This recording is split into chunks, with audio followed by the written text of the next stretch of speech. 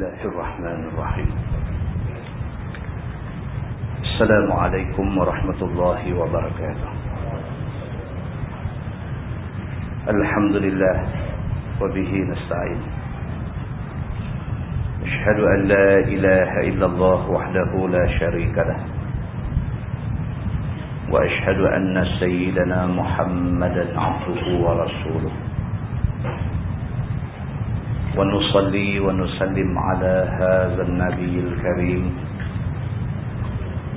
سيد المرسلين وعلى آله وصحبه أجمعين. أما بعد. Muslimin dan muslimat, mudah-mudahan dirahmati Allah Subhanahu wa taala. Di dalam sebuah hadis riwayat daripada Aisyah radhiyallahu anha, annaha sa'alat Rasulullah sallallahu alaihi wasallam 'anil ta'un fa akhbaraha annahu kana 'azaban yab'athuhu Allah ta'ala 'ala man yasha'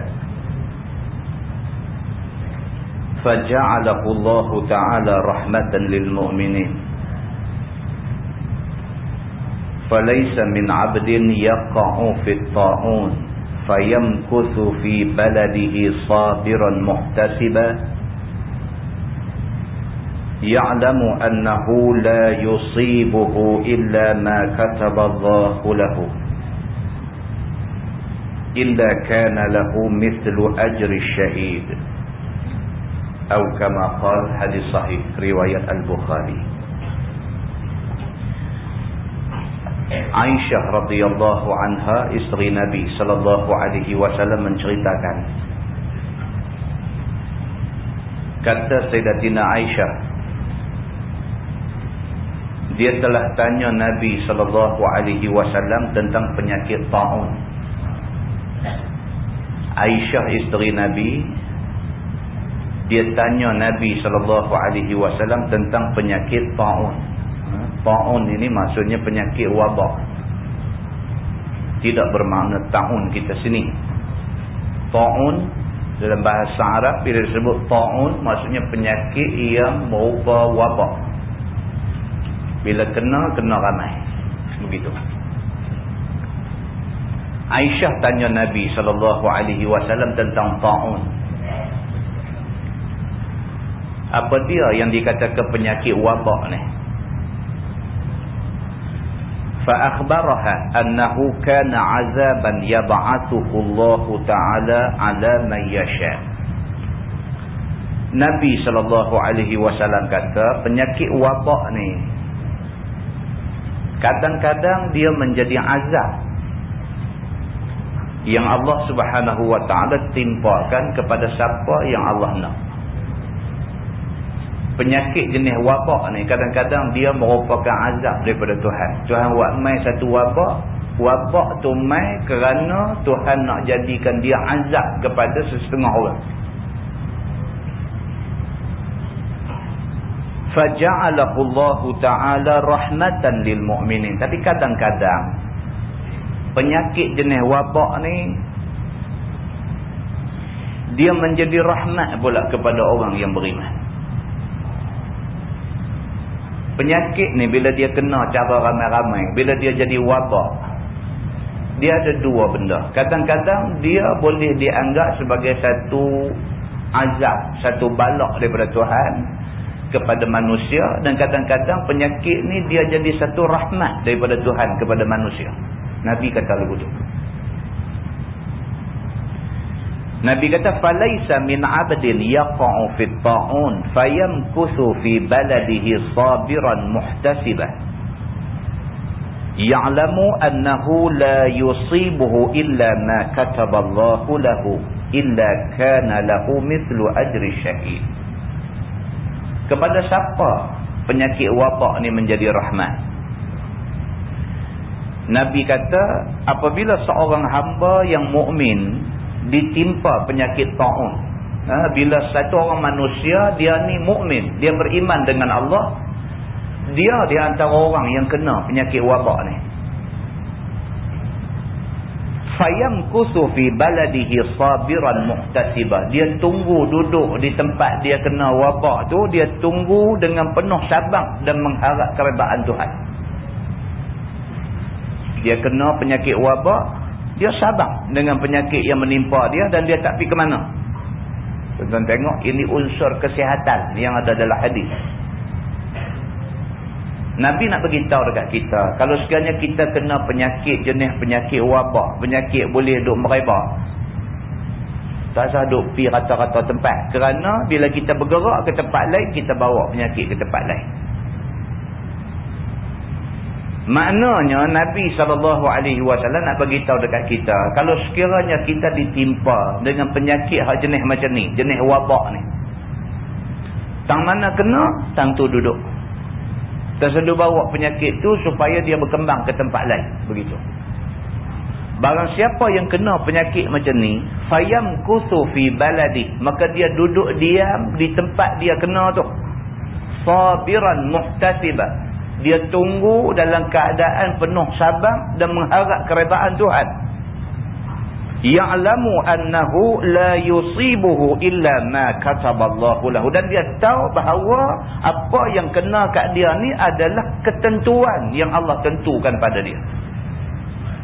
Memang dah Tuhan takdir dia nak kena penyakit ni. Dia terima takdir Tuhan. Illa kana lahu mithlu ajri syahid. Maka tidak ada balasan bagi orang ini melainkan dia mendapat pahala syahid kalau sekiranya dia ditakdirkan mati dengan penyakit itu.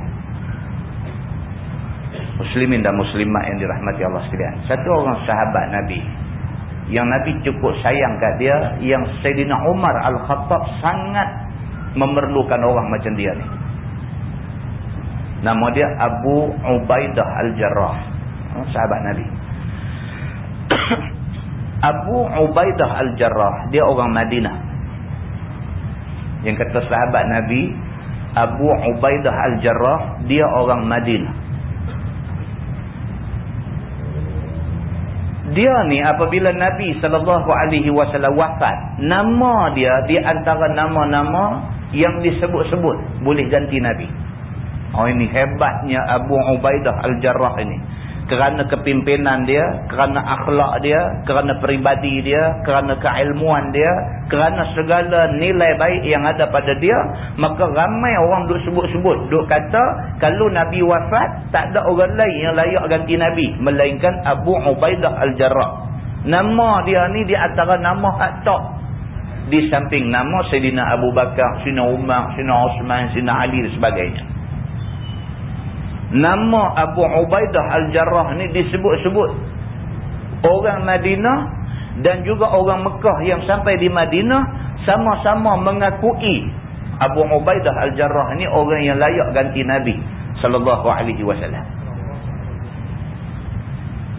Bila Nabi wafat, bila nak cari pengganti kepada Nabi sallallahu alaihi wasallam, nama dia dicalonkan. Masa sahabat-sahabat duk bincang di balai Thaqifah Bani Sa'idah nak cari siapa ganti Nabi ni, nama dia disebutkan. Tiba-tiba dia orang yang mula sekali bangkit mencadangkan Sayyidina Abu Bakar As-Siddiq jadi khalifah.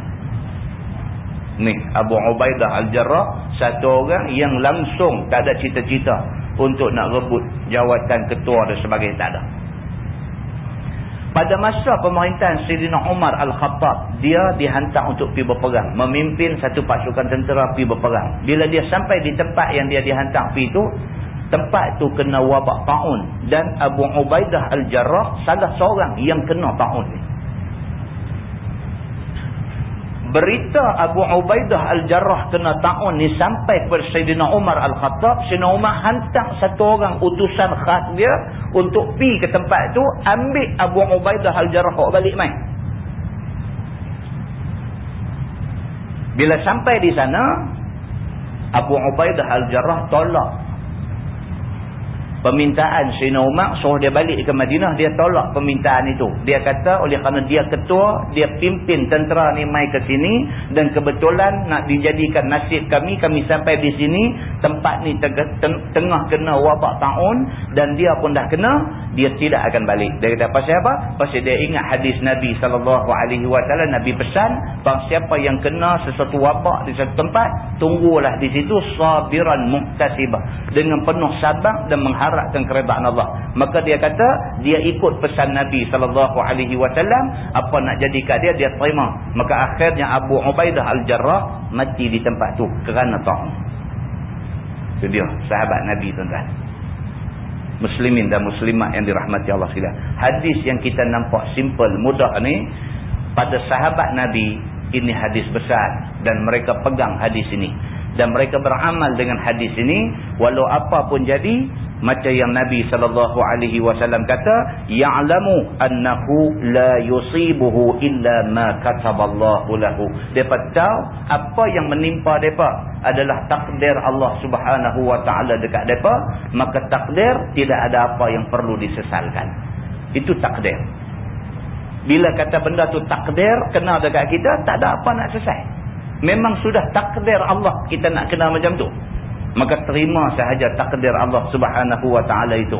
Barang siapa yang mati dalam keadaan dia menerima ketentuan Allah Subhanahu wa taala yang kena ke dia, Nabi kata illa kana lahu mithlu ajri syahid. Dia mati tu dia mendapat pahala seumpama orang yang mati syahid. Hadis itu hadis sahih riwayat Al-Bukhari.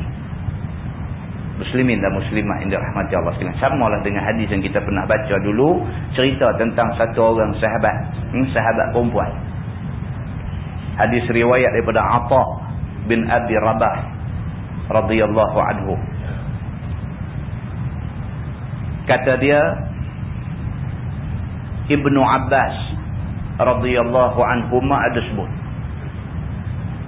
Ibnu Abbas kata dekat Atha, dia kata ala urikam ra'atan min ahlil jannah. Ibnu Abbas sepupu Nabi, dia kata dekat Atha, seorang sahabat Nabi, dia kata kamu mau dah aku nak tunjuk dekat kamu satu orang perempuan, dia ni min ahlil jannah, dia ni akan jadi ahli syurga. Ibnu Abbas kata dekat Atha, nak tahu tak, ada satu perempuan dia ni akan jadi penghuni syurga. Maka apa kata dekat Ibnu Abbas, dia kata tentu aku nak tahu siapa dia, perempuan mana yang kamu kata dia akan jadi ahli syurga. Kata Ibnu Abbas, hadhil mar'atu sauda atatin Nabi sallallahu alaihi wasallam. Ibnu Abbas kata tu, aku nak tunjuk dekat tu perempuan tu, imra'ah sauda, perempuan hak kulit hitam tu, dia kata. Dia ni, perempuan ni dia pernah jumpa Nabi SAW masa Nabi hidup dulu. Dia pernah jumpa Nabi SAW. Dia pergi kata dekat Nabi, dia kata inni usra wa inni atakashaf fad'ullahu ta'ala li. Perempuan kulit hitam ni dia pergi jumpa Nabi SAW. Dia kata ya Rasulullah, dia kata sesungguhnya aku ni kena penyakit sawat. Aku ni kena penyakit tarik. Tak kena air bulan, tak kena cuaca, tak kena gaya, aku nanti tarik sawat. Dia kata, itu penyakit aku. Wa inni atakasyaf. Masalah akunya bila aku kena tarik sawan, bila tarik itu dia kata aurat aku terselak, terbuka habis. Dia kata. Bila dia kena tarik sawat tu dia tak sedar diri, bila dia duduk cengkuih tu terbuka aurat, dia kata. Itu masalah dia. Dia pergi mengadu penyakit dia kepada Nabi SAW. Perempuan ni kata dekat Nabi, dia kata fad'ullahu ta'ala li. Dia kata ya Rasulullah, mintalah dekat Tuhan supaya Tuhan sembuhkan aku daripada penyakit ni. Nabi kata kat dia, Nabi kata kat perempuan ni, Nabi kata in syi'ti sabarti walakil jannah. Nabi kata kalau sekiranya kamu boleh sabar dengan penyakit sawan yang Tuhan takdirkan dekat kamu ni, kalau kamu boleh sabar, kamu dapat syurga. Nabi kata kat dia, wa in syi'ti da'autullaha ta'ala ayyu'afiyak. Tapi kalau kamu nak supaya aku minta dekat Tuhan, supaya Tuhan sembuhkan penyakit kamu, aku boleh minta. Dan Allah pasti akan sembuhkan kamu. Nabi kata kat dia, lah ni kamu ada dua pilihan. Kalau sekiranya kamu sabar dengan apa yang Tuhan bagi kat kamu ni, penyakit sawan ni, kalau kamu boleh sabar, walakil jannah, kamu tentu dapat syurga. Tapi kalau kamu rasa tak boleh tahan dengan penyakit ni, kamu nak aku minta dekat Tuhan supaya kamu ni disembuhkan, kamu ni dibaikkan daripada sakit ni, aku boleh minta dan Tuhan tentu akan bagi kamu baik. Kamu mau yang mana? Jawab perempuan ni, dia kata asbir. Dia kata kalau macam tu aku sabarlah. Tak baik pun tak apa. Kalau sekiranya aku kekal dengan sakit ni tapi aku dapat jaminan syurga, asbir, aku sabar, dia kata. Cuma dia kata ini atakasyaf, cumanya masalah bila aku tarik aurat aku terbuka. Dia kata aku malu pada Allah. Kalau boleh dia kata fad'ullah alla atakasyaf, minta kepada Allah supaya bila aku tarik sawan tu aurat aku terpelihara. Aku sakit tak apa, tapi aku tak mau aurat aku terbuka. Kata hadis ni fada'alaha, maka Nabi minta doa kepada Allah dan Allah pelihara dia. Dia masih lagi sakit tapi bila dia tarik sawan aurat dia terpelihara. Dan bagi perempuan ini syurga macam yang disebut oleh Nabi SAW.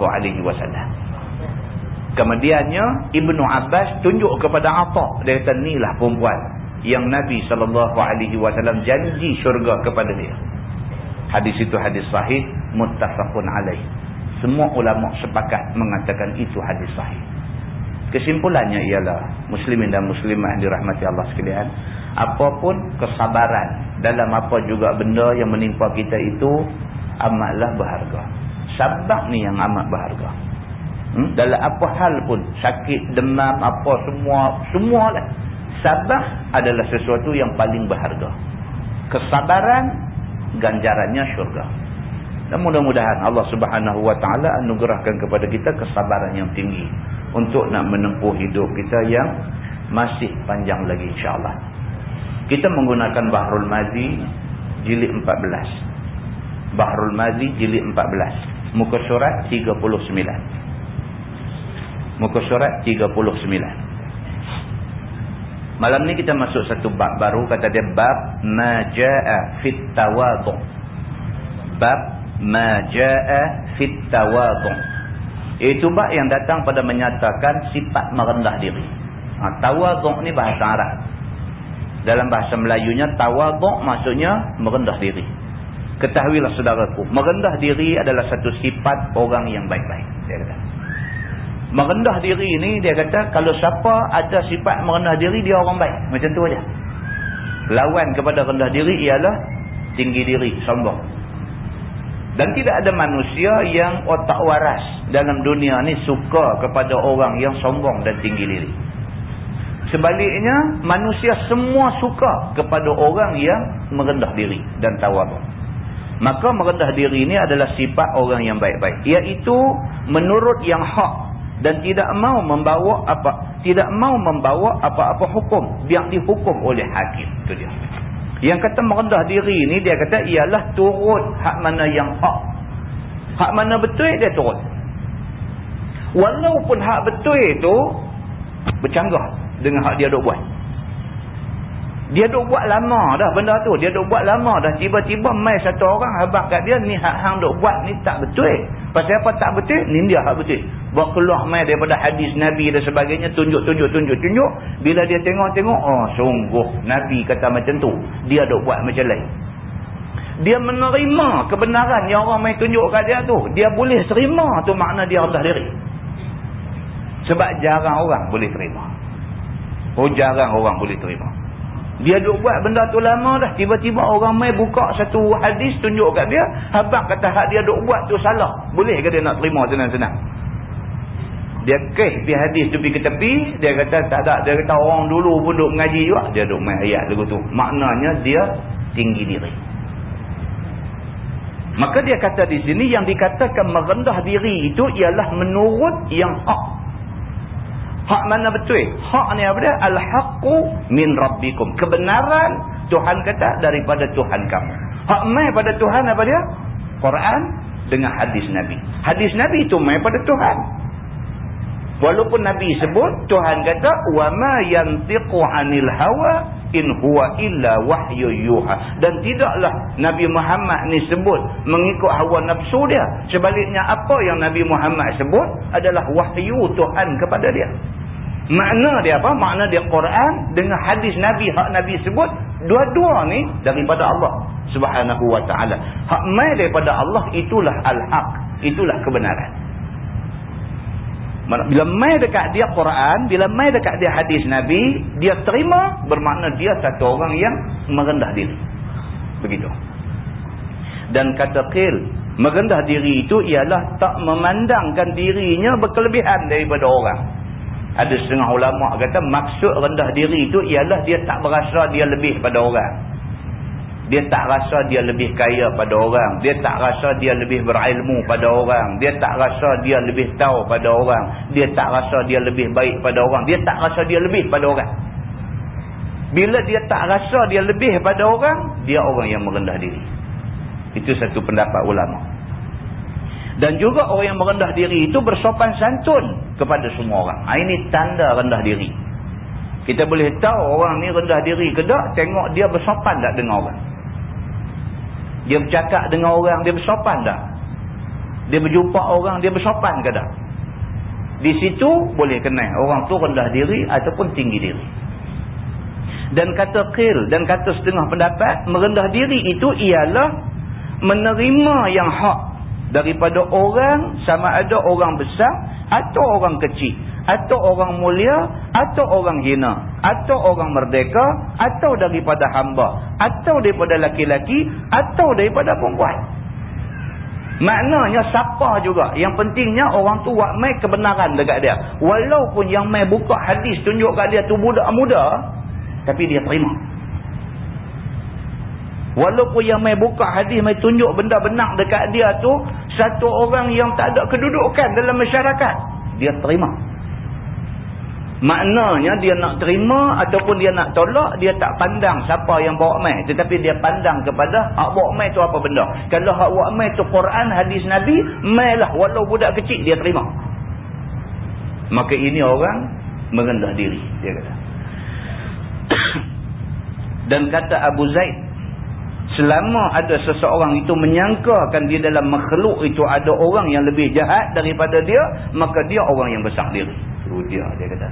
Selagi orang ni duk berasa ada orang lebih jahat pada dia, maknanya berasa dia baik lah. Dia berasa ada orang jahat pada dia, maka selagi itulah dia ni besar diri. Dan tidak ia bernama orang yang merendah diri. Kalau dia ada perasaan macam tu, ni bukan orang tawaduk. Dia duk berasa orang lain jahat, dia okey, dia tak tawaduk. Kalau dia duk berasa orang lain semua okey, dia tak okey, ini orang tawaduk. Jaga pukul 3 pagi, duk teringat dalam hati, tak kau orang lain semua duk bakit sembahyang sunat lah, ni aku seorang duk tidur. Ini orang rendah diri.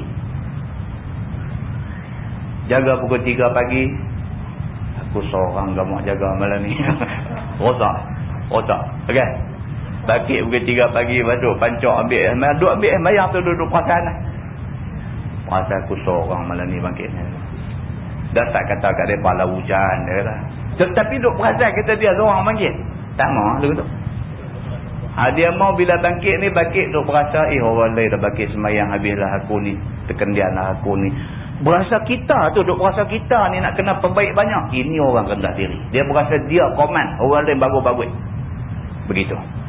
Maka merendah diri itu terpuji ia pada syarak, sebagaimana adalah hadis yang dikeluarkan oleh Imam At-Tirmizi dengan kata dia, an Abi Hurairah radhiyallahu anhu anna Rasulullah sallallahu alaihi wasallam qala ma naqasat sadaqatun min mal. Diriwayatkan oleh seorang sahabat Nabi sallallahu alaihi wasallam, namanya ialah Abu Hurairah radhiyallahu anhu, bahwasanya Nabi sallallahu alaihi wasallam bersabda, tiada mengurang oleh sedekah itu daripada harta. Ini hadis Nabi. Nabi kata orang ada duit, kalau dia bagi duit dia untuk tujuan kebaikan, walaupun daripada RM5 bagi RM1 tinggal RM4, Nampak RM5 tinggal RM4 ni kurang. Tapi Tuhan kata tak kurang. Sebaliknya apa? Tambah lagi. Begitu. Sedekah itu tak kurang dia akan harta, dia kata. Demikianlah sabda Nabi sallallahu alaihi wasallam di dalam masalah tadi. Yakni apabila sedekah akan harta yang ada padamu menjadi berkat dia kata. Oh, inilah satu benda yang ekonomi tak boleh nak kupas. Soal berkat ni, ilmu ekonomi konvensional ni dia tak boleh nak kupas. Yang kata berkat ni lagu mana? Kita bila ada duit, dia kata sikit daripada duit kita tu bagi untuk tujuan-tujuan kebaikan. Setidak-tidaknya tujuan kebaikan bagi ke mak. Tujuan kebaikan. Daripada gaji kita 500, 700 sebulan ni, bagi 100 dekat mak. Bagi 100 dekat mak tu, gaji 700, bagi 100 dekat mak tinggal 600. Nampak kurang. Tetapi sebenarnya tak. Dia menambah keberkatan. Agama kata macam tu. Baik, kita tengok dia nak kata apa. Ada kalanya nampak zahir dengan mata kepala.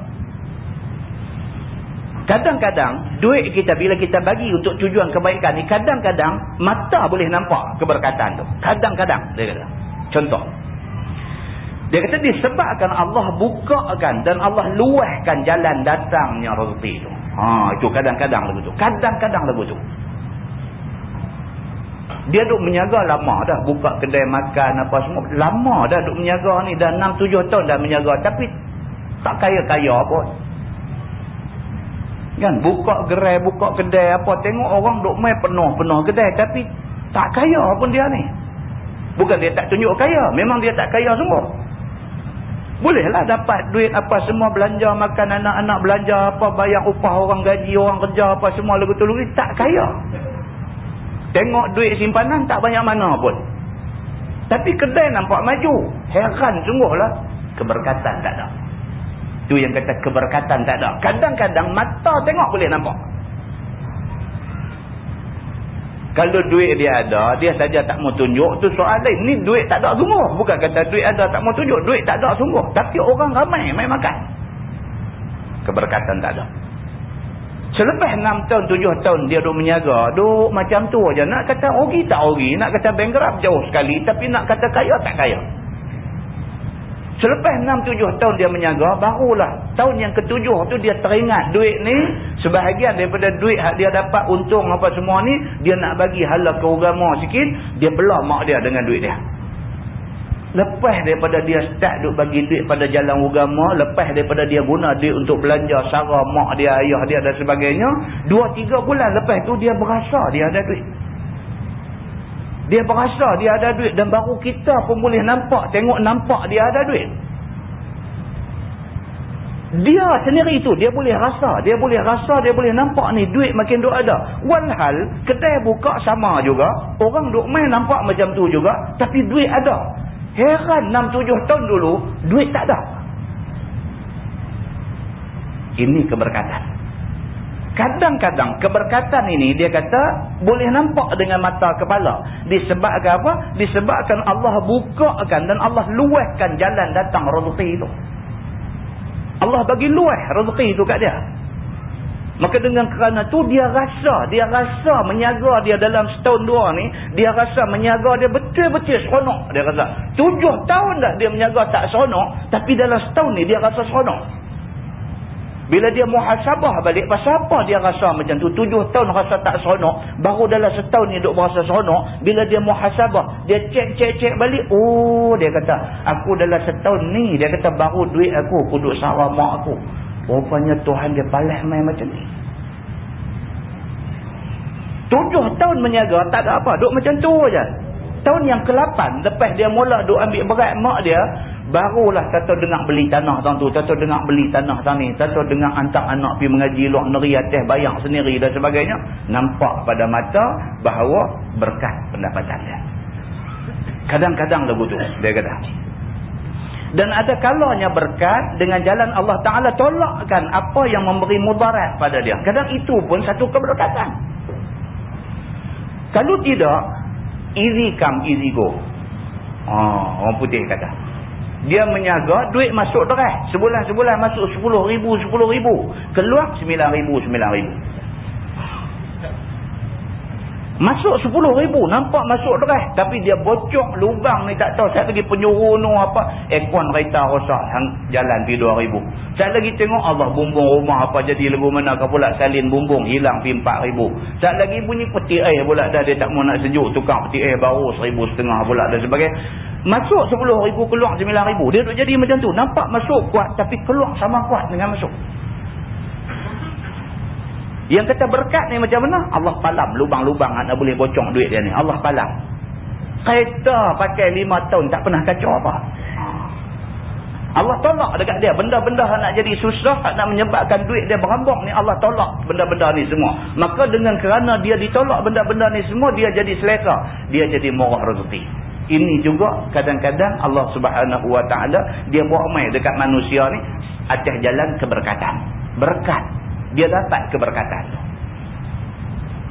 Seperti tertolak daripada kena curi ataupun daripada kena kebakaran. Oh ni. Dia duduk rumah teres, rumah kedai misalnya. Terbakar. Daripada hujung tu terbakar. Mai tepi dah rumah dia ni. Berhenti api tanduk. Nampak terang-terang Allah Subhanahu Wa Taala pelihara dia. Tengok ke api duk menyala tu, tengok tu memang piah dengan rumah dia sekali. Tapi dengan kehendak Allah Subhanahu Wa Taala, api tu main sampai sebelah rumah dia, api habis tanduk. Sujud syukur terus dia. Sujud syukur terus, ya Allah, apalah satu kebaikan kamu nak bagi dekat aku ni, ya Allah. Syukur kepada Allah Subhanahu Wa Taala. Allah boleh bagi keberkatan dengan jalan macam tu. Dia kata. Begitu. Ataupun dibinasakan daripada orang dengan sebab dengkinya ataupun lainnya. Allah pelihara dia daripada dengki orang. Allah pelihara dia, selamat dia daripada hasad dan dengki orang lain terhadap dia. Sungguh pun rupanya berkurang harta pada zahir, tetapi pada maknanya bertambah ia. Pada zahirnya nampak apa? 700 bagi 100 untuk tujuan agama, bagi 100 untuk makfak, nampak tinggi 600. Nampak kurang. Tapi di sisi Allah, pada maknanya bertambah. Tambah apa? Tidak-tidaknya tambah pahala. Begitu. Ataupun makna tidak kurang itu ialah Allah Subhanahu Wa Taala gandakan pahala dia mengikut ikhlas hati orang yang bersedekah itu. Tuhan ganda pahala dekat dia. Sekiranya bersedekah 1 dibalas Allah 10, bahkan sampai kepada 70 tu, bukan 70 dia kata. Ini sabit dengan hadis Nabi. Sabit dengan hadis Nabi SAW. Nabi kata bahawa siapa buat satu hasanah, Allah akan gandakan kepada dia 10 hasanah. Bahkan sampai 70 hasanah. 10 bahkan sampai 70. Pasal apa dia kata 10 bahkan 70? Pasal dia bergantung kepada sejauh mana ikhlas Allah bagi tu. Kalau dia ikhlas sungguh-sungguh, Allah ganda sampai 70. Satu benda dia buat 70 ganda kebaikan Tuhan bagi ke dia. Begitu. Sampai diganda-gandakan Allah menurut keredaan kerana ikhlas seseorang yang bersedekah itu.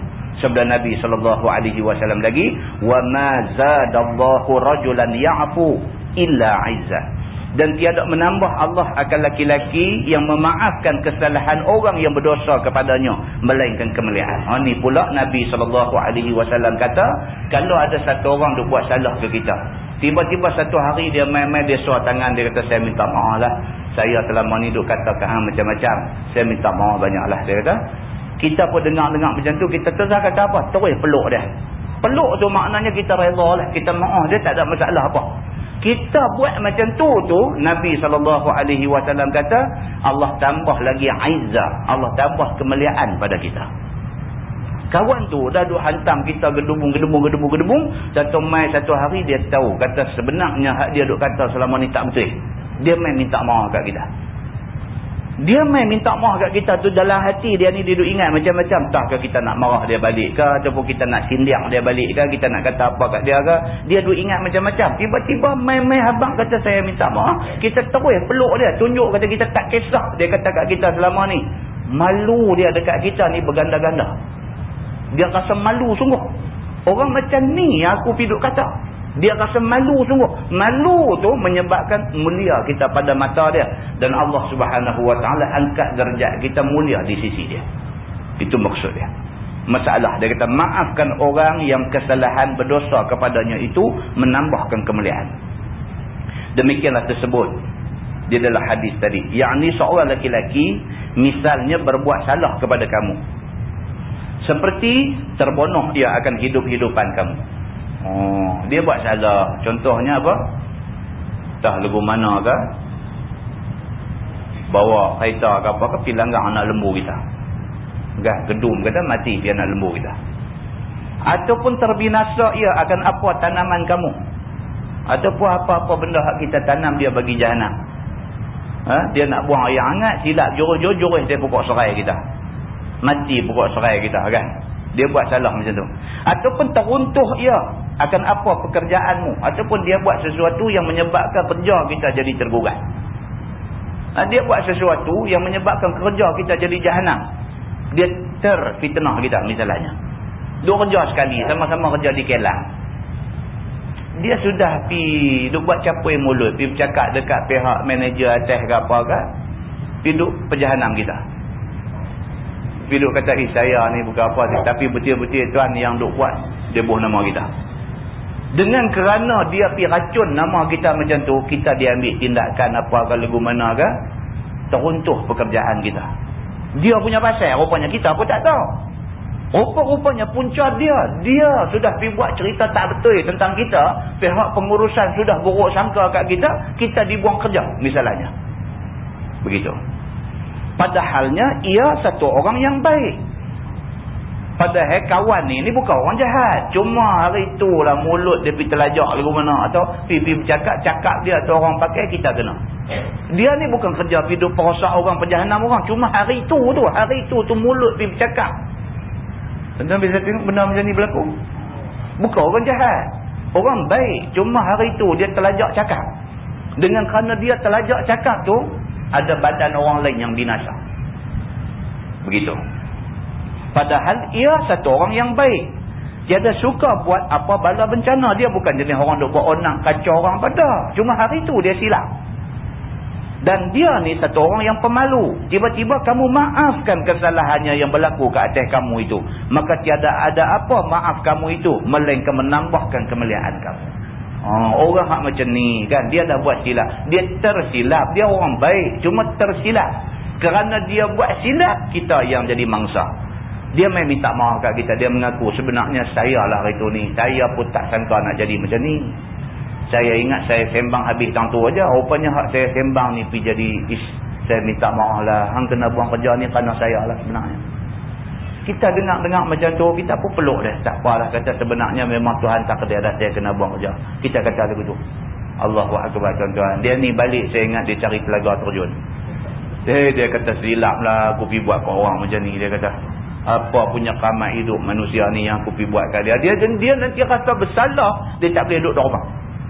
Dia pula akan susah payah pergi duk cari tang mana ada kerja baik apa semua, dia recommend kita masuk dan sebagainya. Pasal apa? Nak tembus balik silap dia buat no. Tapi kalau dia mai kat kita, dia mengaku kata hari tu ni sebenarnya hang kena buang kerja ni. Puncak dia aku, gedung kata sangkut dagu dia sebiji dengan penumbuk jahanam. Kita pun tak boleh apa, kerja dah kena buang dah. Silap masuk lopak pula pasal pergi duk tumbuk orang tengah jalan. Kemuliaan tak ada sama sekali. Jadi agama dia kata apa? Benda-benda macam ni dia kata bagi maaf lah. Apatah lagi dia ni kita kenal. Dia satu orang yang baik-baik dan dia bukan selalu dia buat kerja macam-macam tu. Begitu. Dia kata maka tiada ada maaf kamu itu melainkan menambahkan kemuliaanmu. Iaitu dipermulia dan diperbesarkannya kamu. Orang akan lebih hormat dekat kita lagi. Kalau kita mudah memberi maaf kepada orang lain. Serta segan dan malu dia akan kamu. Lebih daripada dia malukan orang yang belum dia mendapat bodinya itu. Dia akan rasa cukup malu kat kita. Dia rasa cukup bersalah dengan apa yang dia buat kat kita. Begitu. Ataupun makna ditambah Allah kemuliaan itu, yakni dibanyakkan pahala di akhirat dengan sebab maafkan kesalahan orang itu. Dan terbilang kamu daripada orang yang mulia-mulia. Dia kata. Begitu. Dan sabda Nabi SAW lagi, وَمَا تَوَاضَعَ أَحَدٌ لِلَّهِ illa rafa'ahullah. Dan tiada merendah diri seorang kerana Allah, melainkan diangkatkan dia oleh Allah Subhanahu wa taala. Masalah merendah diri itu diangkat Allah akan derajatnya. Demikianlah tersebut pada hadis tadi. Yang ni siapa yang tiada mengangkat diri, tiada sombong dan tiada rupa capang hidung di hadapan manusia, nescaya Allah jadikan malu dan segan orang kepadanya. Itu dia. Siapa yang dia ni segan dengan Allah, dia akan segan dengan manusia semua. Macam tadilah, dia tak berasa dia lebih pada orang. Dia tak rasa dia ni paling berilmu, dia tidak rasa dia paling kaya, dia tidak rasa dia ni paling pangkat tinggi, dia tak rasa macam-macam tu. Bahkan dia rasa dia ni tak ada apa lah, tak ada apa langsung dia ni. Tuan-tuan, kita kalau jumpa orang macam-macam ni, segan lah, segan. Saya ada seorang kawan pakar bedah jantung hospital Pulau Pinang. Dia duduk ikut kuliah, kadang-kadang dia duduk main. Kalau saya tunjuk dia kat tuan-tuan, tuan-tuan tak kenal dia. Tak percaya pun kalau saya kata ni lah Ketua Jabatan Bedah Jantung Hospital Pulau Pinang. Kalau saya tunjuk kat dia, tuan-tuan tengok dia ni, tuan-tuan kata Ustaz melawak. Tak besar langsung, tak besar diri langsung. Bagus punya manusia lah, tak tahu nak abang. Dia tuan-tuan pakar bedah jantung ni, kalau dia tak mau kerja dengan hospital Pulau Pinang, kalau dia tak mau kerja dengan General Hospital, dia nak pergi kerja dengan hospital swasta, hospital Island, hospital Gleneagles, apa nu macam-macam Labuai apa ada di Penang no. Kalau dia nak pergi kerja di hospital Metro Sungai Petani ni, bila-bila masa orang buka gaji ke dia tu, buka tu 50,000, 60,000 sebulan. Basic gaji 50,000, 60,000 sebulan. Bila-bila masa dia boleh dapat gaji tu. Dia tak mau pergi. Hospital ni duk panggil, duk offer dekat dia, duk bagi tawaran ni, tak pernah tutup tawaran ni. Tawaran ni sampai bila-bila masa. Hang berasa nak mai, bila-bila masa bagi tahu ya. Dia berkata. Dia tak mau. Saya tanya dia pasal apa? Pasal apa yang doktor tak mau pergi? Tak apa dia dah. Tak apa nak mau cakap. Saya kecek banyak kali sajalah nak tanya, nak tahu apa rahsia yang tak mau pergi kerja di hospital yang menawarkan gaji 50-60,000 ni pasal apa? Dia bagi tahu, dia kata ginilah Ustaz, dia kata kalau saya tinggal jawatan nak saya duduk lah ni, dia kata nak ganti duduk di jawatan tu tak tahu siapa, dia kata. Kalau duduk orang bukan orang Islam kita, dia kata macam mana? Bila orang nak bedah jantung, mai jumpa kita, nanti cek dia apa semua. Lepas tu kita tengok tahap serius sakit jantung dia ni apa semua macam mana. Kita yang akan menentukan berapa charge untuk nak bedah jantung. Kalau kita Ustaz, sakit jantung ni sakit orang kaya. Tapi masalahnya bila kena, dia tak kira kaya miskin. Sakit jantung ni orang kata sakit orang kaya. Tapi dah, hak duk kena hari ni miskin pun kena. Dia kata Ustaz bayangkan, dia kata mai daripada Kelantan, dia kata mai di sini hospital Pulau Pinang ni, Perlis, Kedah, Pulau Pinang, Perak, Kelantan, Terengganu, semua refer dekat hospital Pulau Pinang untuk kes jantung. Kes-kes tertentu saja mereka refer dekat IJN Kuala Lumpur. Perlis, Kedah, Pulau Pinang, Perak, Kelantan, Terengganu, semua kes jantung refer dekat hospital besar Pulau Pinang. Dia kata Ustaz bayangkan, dia kata mai satu bawa beca di Kelantan, dia kerja bawa beca, mai sakit jantung, kita cek tahap dia memang kena operate segera. Kalau dia pergi hospital swasta kena 45,000 nak bedah jantung, dia duk bawa beca, RM45 pun banyak bagi dia, bukan RM45,000. Dengar RM45,000, dia kata biar dia mati sambil kayuh beca. Dan memang tak boleh bayang, memang tak boleh bayang, tak nampak jalan nak boleh mai duit tu, tak nampak jalan. Tak nampak. Fikir kok mana pun fikir buang masa je. Memang tak ada jalan nak boleh main 45,000 tu. Dia kata kita duk tentu Ustaz. Kita Allahu Akbar, dia kata. Yang ni kena tolong. Yang ni kena tolong. Kita kenakan charge yang terendah. Dia kata lepas tu kita sendiri pula atas inisiatif kita pula tolong pula buka tabung di sana sini. Cari untuk nak tolong selesaikan masalah kawan ni. Apalah dia kata, saya pun memanglah dia kata teringin juga bila duk dengar tawaran apa 50-60,000 daripada offer tu, teringin juga. Tapi alhamdulillah lah, dia kata isteri dia pun isteri yang faham. Dia kata isteri pun doktor juga. Bila dia beritahu kat isteri dia kata, abang, dia kata gaji abang dengan gaji saya lah ni cukup lah. Dia kata anak-anak kita dah boleh makan lah. Bini dia kata macam tu. Kalau bini kita, dia kata tunggu apa? Dia kata jangan bila agak. Isteri tu kata lagu tu, dia kata cukup lah abang. Dia kata gaji abang lah dengan gaji saya lah pun cukup dah. Anak-anak kita makan dah cukup dah. Dia kata apa Zahid, dia kata dia pun dulu tu saya tunggu bila dulu. Dia kata bukanlah kata tak opi, dia kata tunggu dululah. Kalau ada esok mai satu doktor yang saya nampak agak okey, boleh lepas kat dia, insya-Allah lah masa tu. Dia kata tuan-tuan, sabar tu, dia boleh sabar tu. Tawaran duduk depan ni. Bukan ada salah apa. Kalau dia pergi bukan ada salah apa. Dia boleh tahan tuan-tuan. 1 in a million lah. Dalam sejuta orang nak dapat seorang hak macam ni, susah lah tuan-tuan. Merendah diri. Teringin nak tunjuk dia satu hari. Kan? Bagi semua tengok. Tengok kadang-kadang tuan-tuan cerita ni tak menggambarkan. Gambar dia main tapi kelabu-kelabu tak apa nak nampak. Tapi kalau dia sendiri main, dia kata ni lah sahabat saya cerita hari tu. Tuan-tuan tengok dia. Tengok tu menceritakan segala-gala. Betul lagu Ustaz kata betul. Tengok dia pun. Muslimin dan muslimat yang dirahmati Allah sekalian. Inilah kita bila bercakap orang merendah diri, ini contoh orang merendah diri. Dia boleh sangat. Kalau dia nak sombong ni, boleh sangat. Padan dengan kelulusan dia, dengan kedudukan dia, dengan apa yang ada kat dia, boleh sangat kalau nak besar diri. Tapi dalam keadaan dia boleh besar diri, dia pilih untuk tidak besar diri. Begitu. Dia kata dan dijadikan Allah Subhanahu Wa Taala seorang yang demikian itu di hati orang-orang bermartabat mulia dan tinggi. Ya Allahu Akbar. Orang hak kenal orang yang macam ni tak tahulah bertakhta di hati dia. Dia idolize kawan tu. Dia jadi idola dia. Ni, dia dah kenal dah. Allah. Telefon mai tanya doktor apa abang. Kalau selajak mai kat belah tempat kami ni, singgahlah rumah saya. Besar hati orang-orang ni. Orang-orang dan kenal dia ni besar hati. Pasal apa? Pasal mengenangkan dia ni orang yang bukan kata kecil anak, orang hebat ni. Tiba-tiba dia mai turun merendah macam tu. Orang yang berkesempatan kenal dia besar hati semua pasal boleh kenal dia. Begitu jadi.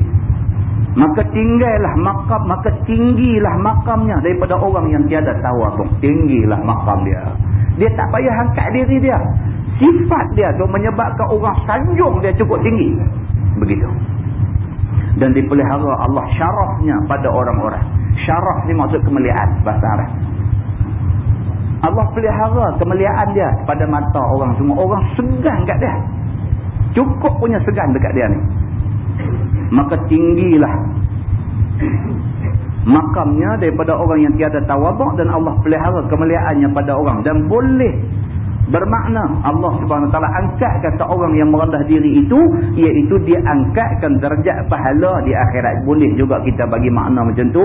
Maksud kata angkat darjat itu ialah angkat pahala dia di hari akhirat, dan diangkat martabatnya di dalam dunia dengan sebab tawaduknya itu. Kata At-Tirmizi, dan pada bab ini ada riwayat daripada Abdurrahman bin Auf dan Ibni Abbas dan Abi Kabsyah Al-Anmari radhiyallahu anhu. Dan bermula ini hadis hasan lagi sahih. Masalah merendah diri itu disuruh oleh syarak kita dengan dalil yang terang daripada hadis di dalam Sahih Muslim dan Abu Daud dan Ibnu Majah begini. An Iyad bin Hammad radhiyallahu anhu qala Rasulullah sallallahu alaihi wasallam, inna Allah auha ilayya an tawadhu hatta la yafkhara ahadun ala ahad wa la yabghi ahadun ala ahad. Diriwayatkan kepada seorang sahabat Nabi sallallahu alaihi wasallam, nama dia Iyad bin Hammad radhiyallahu anhu.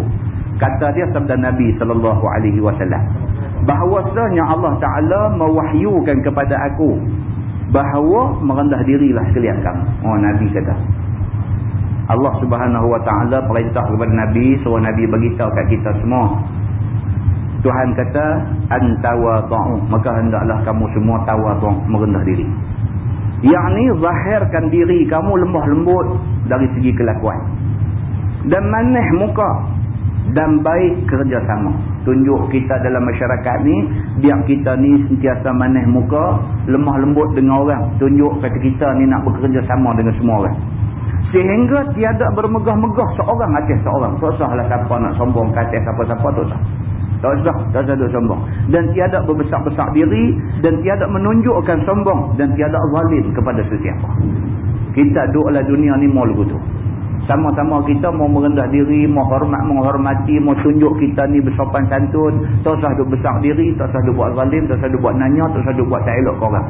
Begitu. Tajuk baru dia kata bab ma jaa fi zulmi, iaitu bab yang datang pada menyatakan zalim ataupun buat naya. Ketahuilah saudaraku, berbuat aniaya itu ialah mencapuk hak orang. Dia kata apa benda atau mencapuk hak orang. Dia kata mencapuk hak orang memang tu buat khianat hak orang lah kot. Gitu So dia kata yang dikatakan buat naya ataupun buat zalim tu ialah kita piduk khianat hak orang punya, kita piduk buat khianat. Tak boleh. Sama ada mencapuk dirinya atau mencapuk kehormatannya. Guna perkataan saya pun tak faham. Sama ada mencapuk dirinya atau mencapuk kehormatannya. Sama ada kita ni cederakan diri dia ataupun cederakan kehormatan dia. Tak boleh. Cedera diri saja-saja pergi katok dia dengan perpahnyok dan sebagainya. Itu cedera diri lah. Ataupun saja-saja pergi cedera kehormatan dia. Pergi cerita ke orang tu. Tuhan baik-baik ni. Allahu Akbar. Penipu sang. Pergi abang ke orang tu. Itu mencederakan kehormatan dia. Kan? Pergi abang ke orang. Orang pun dengar tengok kita duduk cakap ni pun pakai kepiah putih. Dia pun kata betul kot. Dia ni kaki mengaji ni. Dia bukan nak kata orang tak ketahuan kot. Padahal kita tak ketahuan. Orang pergi sangka kita ni bagus. Nanya kawan kita kata tu. Begitu ceritanya. Baik dia kata ataupun mencapuk hartanya. Ataupun pergi buat kena harta benda dia. Kan? Buat kena harta benda dia. Macam-macam lah cara. Seperti seorang hakim yang mengetahui antara seorang daripada dua yang berhukum di hadapannya ada nampak rupa dalam kebenaran. Tetapi dengan sebab seorang lagi berpangkat ataupun seorang lagi tu orang besar-besar ataupun orang kaya ataupun berhampir dengan dia, maka dijatuhkannya juga hukum salah ke atas orang yang benar itu. Punya tak guna punya hakim. Dia jadi hakim.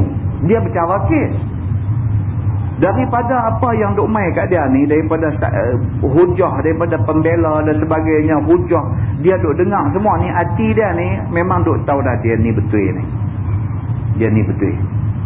Tapi oleh kerana pihak duk lawan orang yang berpangkat, berkedudukan, ada macam-macam pengaruh, kuasa dan sebagainya, dia kata tak lagi kalau aku bagi dia ni menang kes ni, nanya dengan aku nanti kena, dia duduk fikir dulu tu. Bagi dia ni menang dua dia dah. Tak boleh dia kata buat lagu tu. Dengan kerana buat lagu tu, kita dah buat zalim pada hamba Allah ni. Ataupun dia kata dengan kerana hak balik no hak duk nampak salah tu, kawan dia. Dia kata tadi.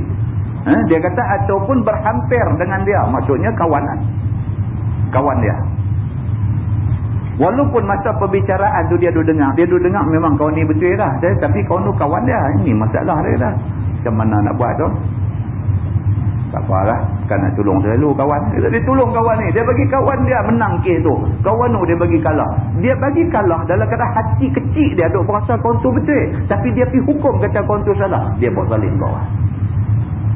Bahaya tuan-tuan. Jadi hakim, jadi lawyer ni bahaya. Kecuali kita berhujah atas kebenaran. Kalau tahu memang tahu dah. Aku nak tanya hang betul-betul lah. Hang bonoh ke tak dia ni? Dia jadi lawyer kepada satu orang. Aku nak tanya hang betul-betul. Hang bonoh tak dia ni? Cakap betul-betul kat saya. Dengan saya jangan tipu. Ni tak bonoh hang.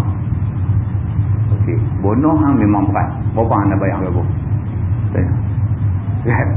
Kau ni kata berapa mau? Berapa mau? 1,000 boleh bayar? Jadi siap dia dah. Saya bayar 50,000 dulu dia dah.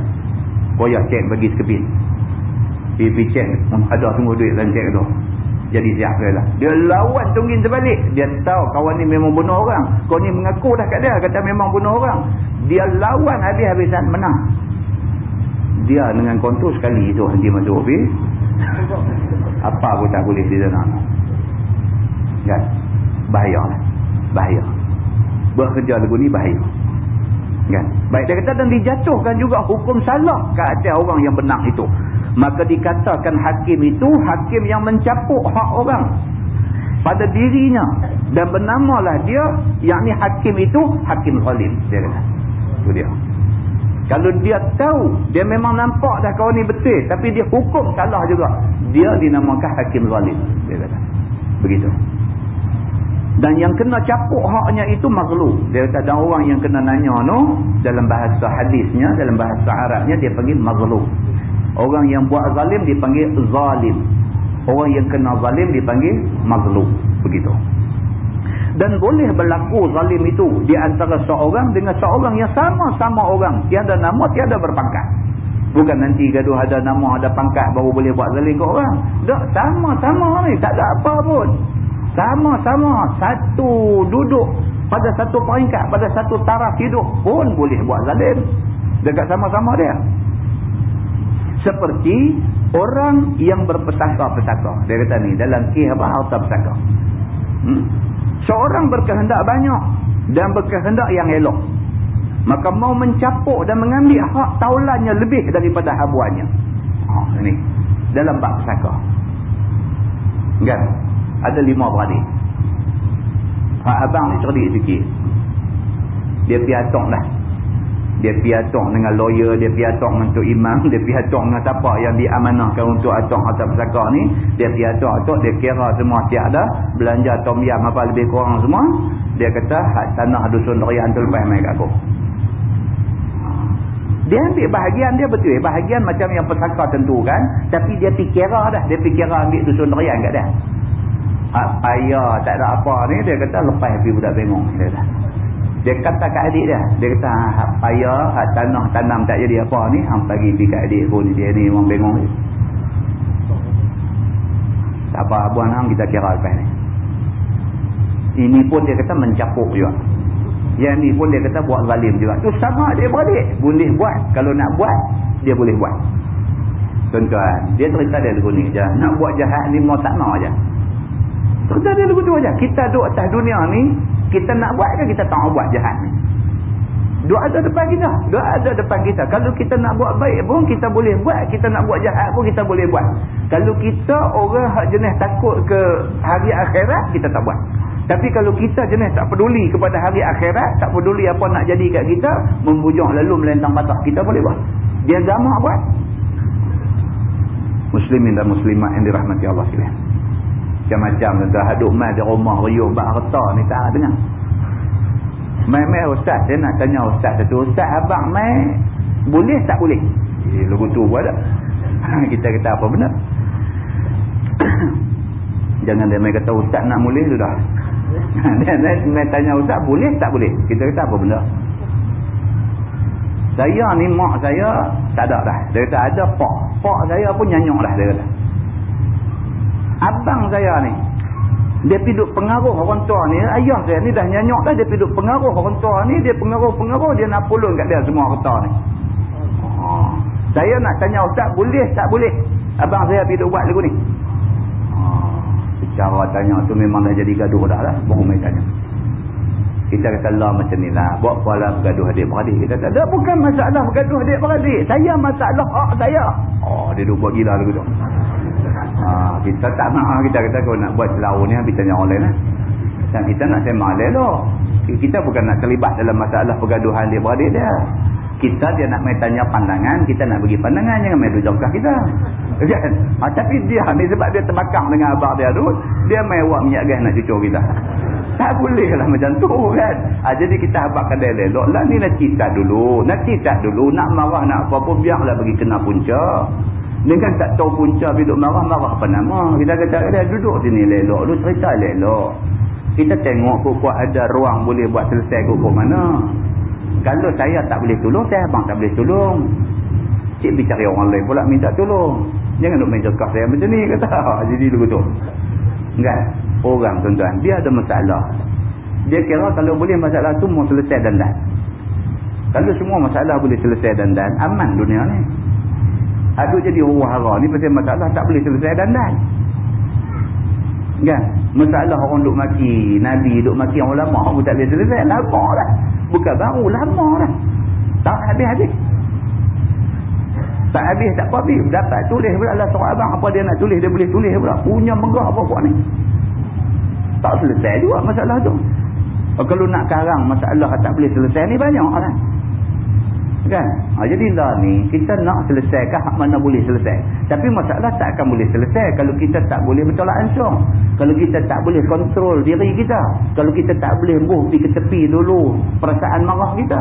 Masalah apa pun tak boleh selesai. Lah tolak pergi ke tepi dulu, ambil hak jernih elok-elok, duduk elok-elok, bincang elok-elok.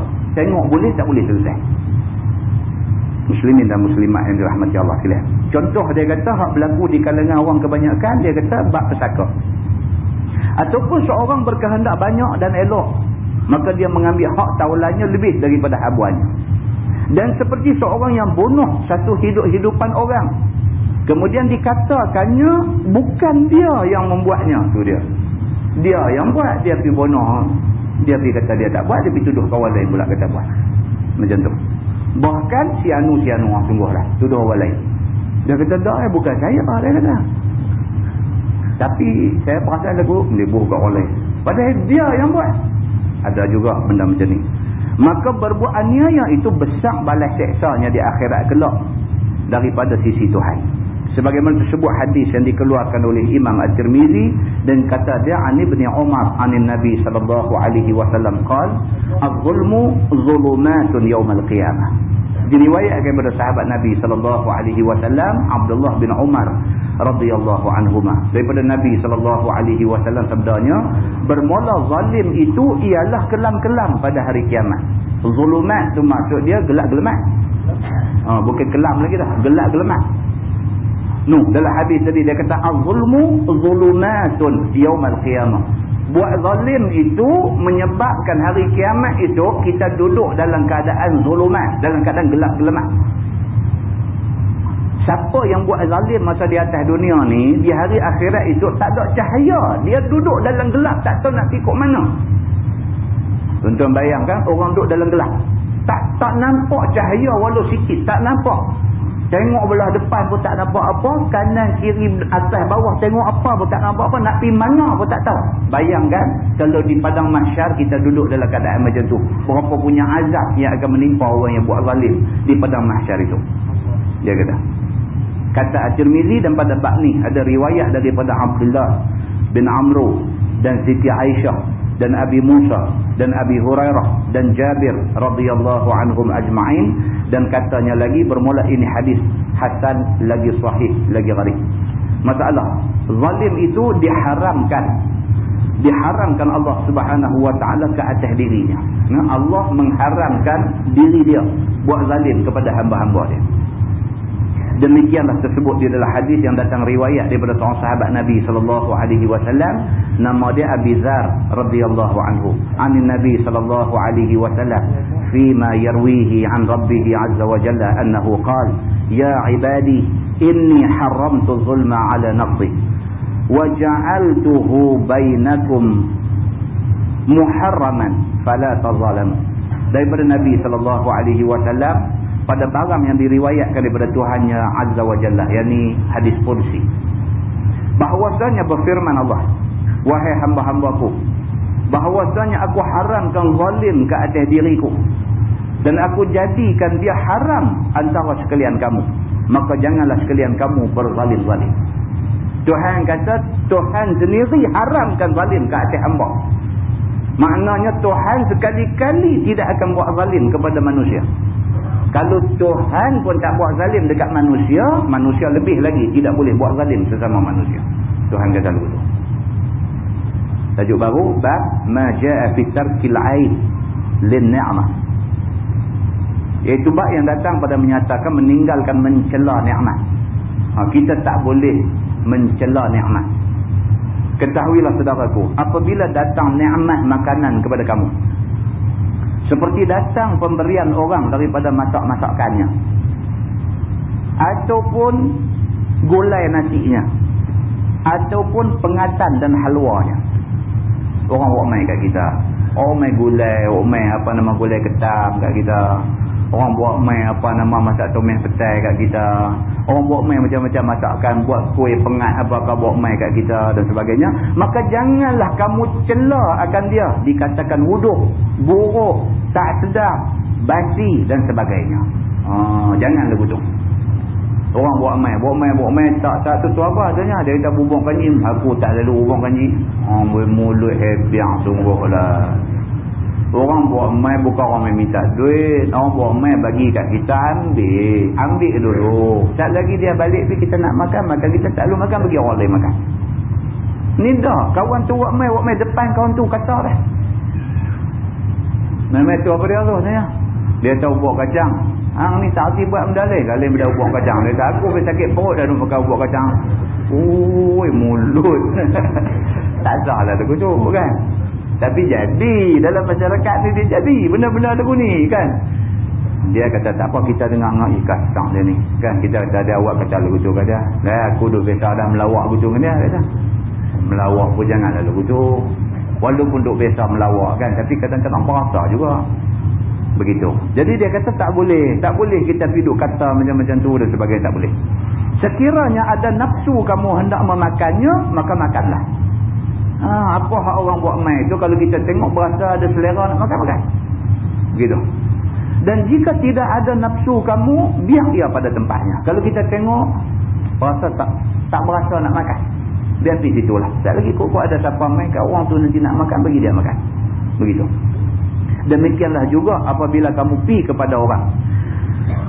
Kemudian dijamu orang akan kamu apa-apa makanan ataupun sesuatu. Hak tadi orang main rumah. Ini kita pi rumah orang. Pi rumah orang nak jamu kita makan. Begitu. Sekiranya ada nafsu mau makan, maka makanlah. Dan jika tidak ada nafsu mau makan, maka tinggalkan. Kita pi rumah orang jamu makan. Orang jamu benda kita tak makan. Ada orang ni macam-macam kan. Ada orang dia tak makan ikan. Ada orang dia tak makan daging. Ada orang dia tak makan ayam. Orang ni kita tak kira dia tak, bukan semua orang macam kita. Kita tolak batu, kayu, plastik, kaca, paku, payung, bagi kita tak makan lah. Tapi hal lain ni bawa main pujuk paku makan. Kita kan, orang tak macam kita. Orang kadang-kadang hak tu tak makan, hak ni tak makan kan. Jadi kita jamu dia semua jenis-jenis ayam ya, semua ayam pakcik, ayam gulai, ayam goreng, semua ayam. Dia tak makan ayam. Dia nak abang kata, saya tak makan ayam, dia tak syok lah. Tadi dengan kerana dia abang tu kita jadi cempera, lompat pergi ke dapur, buka peti cari labu ayam, labu apa nak masak. Dia tak mau nyusah kita. Dia nak gagah makan, dia tak boleh makan. Dia buh mulut dia muntah. Dia tak boleh makan benda tu. Jadi dia abang elok, saya ni puasa kata. Kan, saya ni puasa. Nak jaga hati. Kan, saya ni puasa. Kan. Oh Allah minta maaf lah kata. Awak tak abang awal. Jadi dah main depan hidang dah pun abang puasa kata. Tadi tak teringat kita puasa kata. Ada kata bumbung tu. Kan, jadi begitu. Carilah apa alasan pun. Jangan buat cakap tak elok depan dia kan. Bila dia hidang tu dia tengok, kata semua kena lauk kita tak makan kan. Saya ni doktor pesan lagu mana ke apa bila kan. Tak apalah saya teman aja kata. Lepas ingat juga ambillah nasi buang 2 jemput dalam pinggan tu kan. Macam ambillah 2 suap masuk dalam mulut, minum ayam, kita makasihlah kata. Bagi anak-anak kita makan tu dah. Jangan pergi buat cakap tak elok dia kata. Tak bagus macam tu. Demikian itulah perbuatan Nabi kita. Dia kata Nabi macam tu. Dia kata tidak pernah ia mencela nikmat yang datang kepadanya. Ni Nabi. Yang kata Nabi Muhammad SAW ni, apa benda mai depan dia tak pernah dia bercakap tak elok. Sekiranya ingin nafsunya hendak makan, lalu dimakannya. Ni yang kata Nabi. Ya. Dan jika tidak ingin nafsunya, maka ditinggalkannya. Nabi berasa tak ada selera, Nabi tak makan. Maka inilah hal Nabi kita seperti tersebut dalam hadis yang dikeluarkan oleh Imam At-Tirmizi. Tuan-tuan tengok ni yang kata hadis. Kita bila belajar hadis ni seronok. Yang kata hadis Nabi ni rupanya apa pun, bidang apa pun, tajuk apa pun ada dalam hadis. Daripada tajuk besar tu, soal hukum apa kat atas orang yang buat jenayah apa semua nak kena hukum, ada dalam hadis. Sampai soal ni, sampai soal orang hidang nak makan tak makan pun hadis ada cerita. Macam mana orang kata Islam tak boleh nak dijadikan cara hidup? Macam mana orang kata Islam ni tak boleh nak jadikan satu peraturan hidup? Macam mana dia boleh kata lagu tu? Kalau sekiranya Islam ni daripada soal besar, soal politik, soal ekonomi, soal apa, semua ada dalam Islam, sampai soal kecil, soal nak makan tak mau makan, soal nak masuk jamban, nak langkah kaki kiri kaki kanan pun Nabi bagi tahu dalam hadis dia. Macam mana yang kata Islam ni tak boleh guna nak buat cara hidup? Macam mana? Pelik, kita tak boleh fikir orang macam ni. Orang yang cakap macam ni, dia tak belajar, dia tak mengaji, dia tak pernah reti tentang ilmu Islam. Maka dengan kerana tu dia bercakap lagu. Kita hadap mengaji ni, kita duk jumpa ni sampai benda macam ni, sampai jumpa makanan tak boleh duk cakap huduk pun Nabi ada bagi tahu. Takkan Nabi tak bagi tahu tentang sistem ekonomi? La ilaha illallah. Ini ceritanya. Baik. Hadis Nabi sallallahu alaihi wasallam. Kata hadis tu an Abi Hurairah radhiyallahu anhu qala ma 'aba Rasulullah sallallahu alaihi wasallam ta'aman qat. Dia kata diriwayatkan daripada seorang sahabat Nabi sallallahu alaihi wasallam, nama dia Abu Hurairah radhiyallahu anhu. Kata dia tidak pernah mencela Nabi sallallahu alaihi wasallam akan makanan yang datang kepadanya sekali-kali.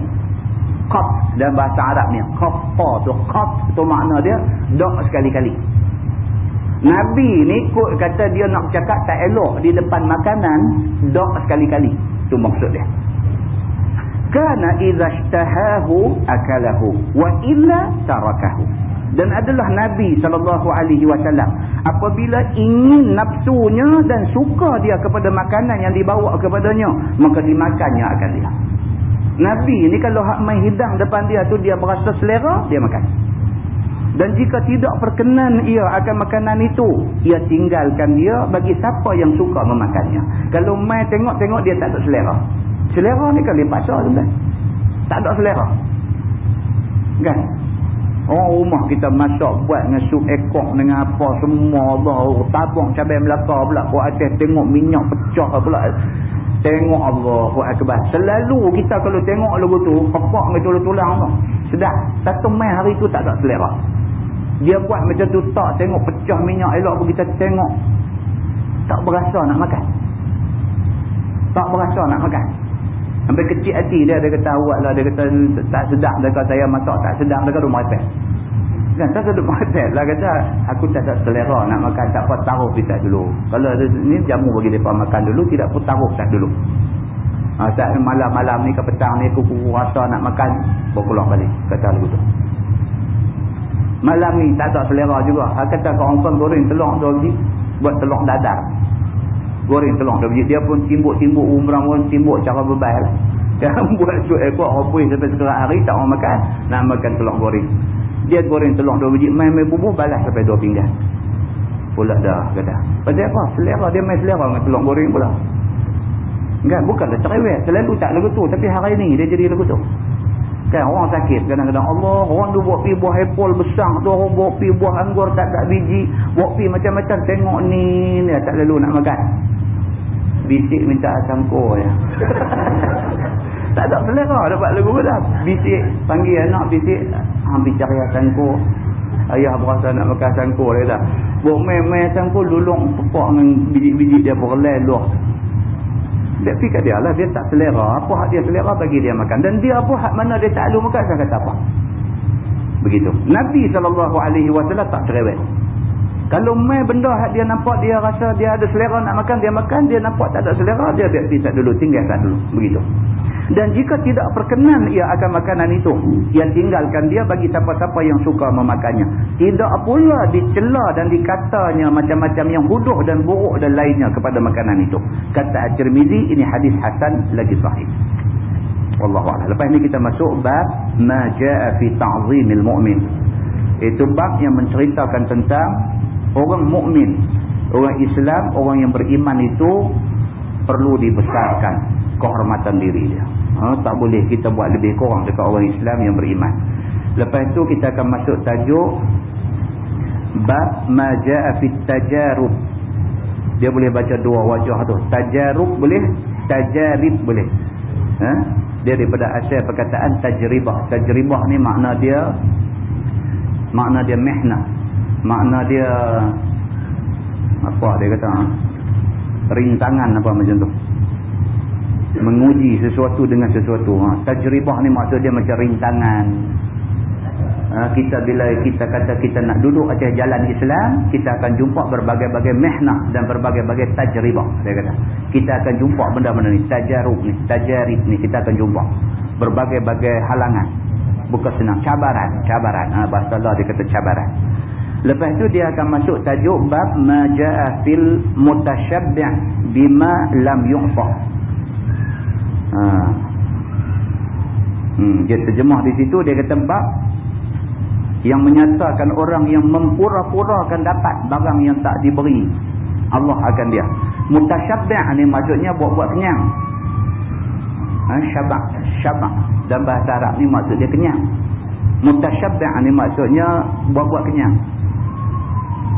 Dia tak dapat benda tu, pergi cerita ke orang kata dia dapat. Dia syok dulu tu. Dia nak abang kata dia dengan siapa kata? Dengan satu orang yang dia hormat. Siapa? Ikutlah dia menteri besar kata. Dia hormat menteri besar. Dia syok kat menteri besar dia. Dia punya nak habang kat orang kata dia ni dengan menteri besar ni kancing. Ni jam tangan ni MD bagi kat aku ni. Ni mutasyabbi' dia kata. Mutasyabbi'. Buat-buat. Padahal dia pergi beli dekat orang apa nama kan? Dia pergi habang kata MD bagi kat dia. Kan? Itu ada orang yang macam tu, bagus kat sifat macam tu, dia akan terang esok ni. Kemudian itu tajuk yang akhir bagi kita. 1, 2, 3, 4, 5 muka lagi. Dan saya dah tengok dah, kita mula baca jilid ni abang kita ni 22 bulan 4 tahun 97. Jilid apa ni? 14. Jilid 14 kita baca 22 bulan 4 tahun 97. Bulan depan insya-Allah panjang umur sihat kita akan habis. Bulan depan ada 20 bulan 20 bulan 4 juga. Maknanya genap 5 tahun dah. 97 sampai 2005 tahun. Genap 5 tahun baru habis satu jilid. Dia tu ada 22 jilid. Kan? Dia tu ada 22 jilid. Kalau satu jilid 5 tahun, takut dengan saya pun tak tahan. Kan? Kita kena wasiat buku ni bagi kat anak kita, suruh dia sambung baca pula. Dia tutup. Itu dia tuan-tuan yang dikatakan kitab yang kata Bahrul Mazi. Bahru tu kita dah beritahu dulu makna dia lautan. Kan? Bahrul Mazi ni lautan madu. Kita duduk berenang satu juzuk saja 5 tahun duduk berenang. Panjang umur bulan depan baru sampai ke darat, ujung juzuk. Kan?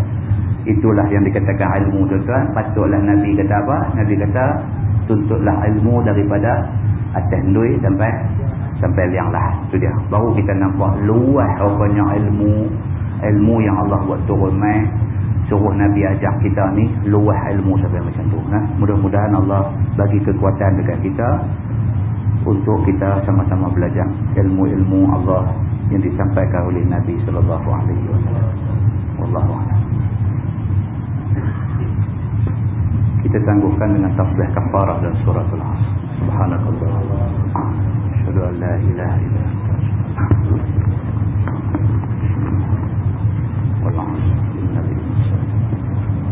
illa alladhina